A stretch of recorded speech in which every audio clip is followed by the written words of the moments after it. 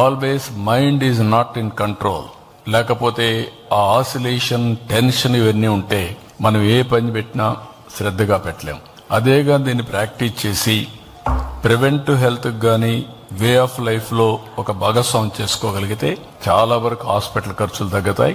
ఇంకొక విషయం కూడా అందరూ గుర్తుపెట్టుకోవాలి, మెడిసిన్ ఇస్ ఎ మెడిసిన్. మీరు ఫార్మాసిటికల్స్ తింటే కెమికల్స్ తింటున్నారు. తాత్కాలికంగా మీకు దానివల్ల రెమెడీ వస్తుంది. తలనొప్పి ఉంటే ఒక బెల్ట్ వేసుకుంటే తలనొప్పి క్యూర్ అవుతుంది, కానీ దాని నెగటివ్ ఇంపాక్ట్ మీ బాడీలో ఎప్పటికీ ఉంటుంది.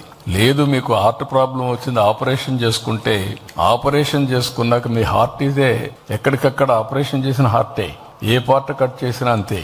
కాబట్టి ఒరిజినల్ దీన్ని కాపాడుకోవాలంటే అందరిలో మన కోసరం మనం కొంత టైం స్పెండ్ చేయాలి. 24 గంటల్లో కనీసం ఒక అర్ధ గంట మన కోసరం మనం స్పెండ్ చేస్తే మనం ఇంట్లో వాళ్ళకి భారం కావు, సమాజానికి భారం కావు. ఎందుకు సమాజానికి భారం అంటున్నానంటే, కొంతమంది సొంత డబ్బులు ఖర్చు పెట్టుకుంటే ఇంట్లో వాళ్ళకి భారం, కొంతమంది గవర్నమెంట్ డబ్బులు ఖర్చు పెడితే ప్రజల ట్యాక్స్ పేయర్స్ భారం. ఈ విషయం మనం గుర్తుపెట్టుకోవాల్సిన అవసరం ఉంది. ఒక బాధ్యత అందరం చేద్దాం.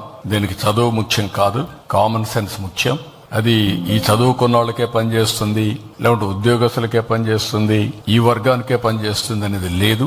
అన్ని వర్గాలు, అన్ని మతాలు, అన్ని ప్రాంతాలు, అన్ని కులాలు, లేకపోతే అందరం కలిసి చేసుకోవాల్సిన అవసరం ఉంది.